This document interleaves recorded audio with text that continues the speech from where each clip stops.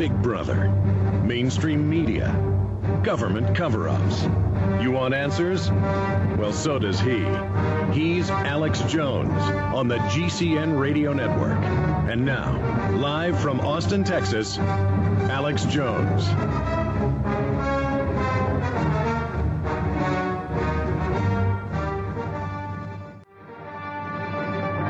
Ladies and gentlemen, December 1st, 2008, already in the last month of Big 08. Going into 09 with our new leader, our new savior, Barack H. Obama.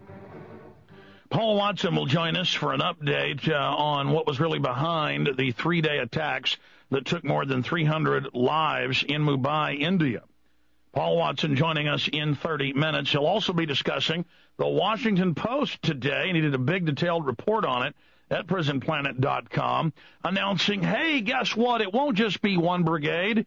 It'll be 20,000 Army troops alone stationed in America, working with your local police. So we will break that down. People are going, my gosh, Alex, how did you know this? We thought you were crazy. I was only going off all the official Pentagon documents. I was only going to their urban warfare drills, and they are training to take your guns. Let's be clear about that. And once they've conditioned the public to accept troops on the streets, like they've been having them now for a decade at sporting events, high school, college, NFL, the Kentucky Derby, the Academy Awards, once you're conditioned to see troops in the streets, then they can start the gun confiscation. And that's what our troops are being trained to do. And if you're patriotic, according to the government, you just turn your guns into them. What, you're not against the troops in America, are you? What, are you some kind of communist? Turn your guns in. It's disgusting. So we'll go over that today and do some background history on it with Paul Watson. Then we have Lindsey Williams joining us. I had him on 2 weeks ago. Oil has dipped below $50 a barrel, as he predicted from his Atlantic Richfield executive source. And then we've got Major General Stubblebine and Rima Lebeau. Dr. Rima Lebeau popping in to talk about Codex Alimentarius they covered in Europe and some of the other things that are developing. He's the former head of Army Intelligence, the former head of Special Forces. Always very interesting to talk to Major General Stubblebine. So that is set to be coming up in the last hour today, and we will also have open phones later in the broadcast. In fact, I'm going to have open phones for Lindsey Williams so you can address questions to him when he is on the show today. That said, I want to talk more about a culture of jellyfish, a culture of spineless, self-centered, lazy people. Now, the majority of the United States is not like this, but I'd say 35-40% is. They are completely dumbed down. They are completely one-dimensional and mindless. And they will do whatever the government says. They could care less about themselves, their neighbors, anyone. And this dovetails into people being stabbed, killed, shot, run over, all over the nation, and people not stopping to render aid, not even calling 911, not even caring when their neighbor's being mugged, not even caring when their neighbor's being robbed, just saying, hey, it doesn't affect me. It's this attitude, and that's what brings you to the point of a bunch of people stampeding a guy in New York to death last Friday, and fights at Walmarts and Targets all over the country, and people shooting each other over goods. It goes to a nation that's lost its soul. It goes to a nation that has no bearing, that is set and ripe to be toppled and overtaken and totally enslaved. And the government will use the zombies, will use the little materialistic zombies against the middle class. You see, they use false class warfare. The zombie creatures, and they really are androids. I mean, they're biomechanical androids. They are human, but they've lost their mind. They've lost their soul. They've lost their psyche.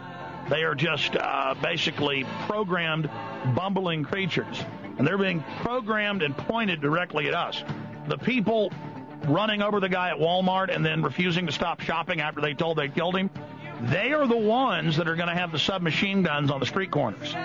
Waddling, mindless scum with submachine guns ramming the New World Order down your throat. Stay with us. Off and on for the next few years as the crime rate explodes. I'm going to be putting out public service announcements here on air, just warning everybody to watch your back, lock your houses, your cars. We had a little cheap barbecue pit behind the office. Somebody stole that. Crime is exploding everywhere, and the media will not tell you this. In the past, they would publicize crime statistics. The crime statistics are available from the Justice Department, states, and cities, but they're not advertising the fact that crime is just exploding exponentially everywhere. What they will publicize is a point a caller made last night to my Sunday radio show we do every Sunday from 4 to 6 p.m. Central Time, and that was the Houston Chronicle saying, we've got to go after the gun shows. We've got to go after the gun shops. They're selling guns that are then fenced to drug gangs in Mexico, and that's why there's 2,000 dead on the Texas-Mexico border. It's the evil Second Amendment. You go to a country like Mexico where the citizens are disarmed, and you have hundreds of murders every single day. Yes, hundreds of murders, over 100 murders every day in Mexico.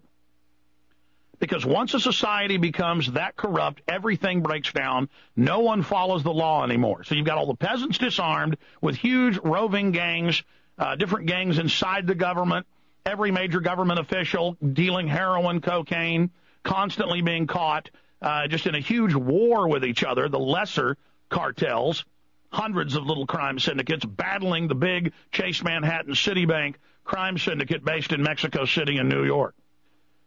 And so rather than the Houston Chronicle say, wait a minute, hundreds of thousands a year in Houston alone, and this has actually been in their paper before, hundreds of thousands, yes, you can pull those numbers up, hundreds of thousands of violent criminals, of felons being released just from their metro jails. They arrest them. The police arrest them with guns, arrest them driving drunk recklessly. They're just released because the judges on record say there's nothing we can do about it. The feds won't come pick them up. They won't take them. They release them. So understand that. Even if the police want to do their jobs, they are just released. But then the American people have to be harassed and treated like complete and total serf slaves. But crime of every type is exponentially expanding. I mean, it's on Austin News every day about a carjacking or another dead body they fish out of the river, of a dead woman who was, kidnapped and raped. I mean, every day we hear about home invasions and old ladies being beaten half to death by criminals. And ladies and gentlemen, about half the time here in Austin, it is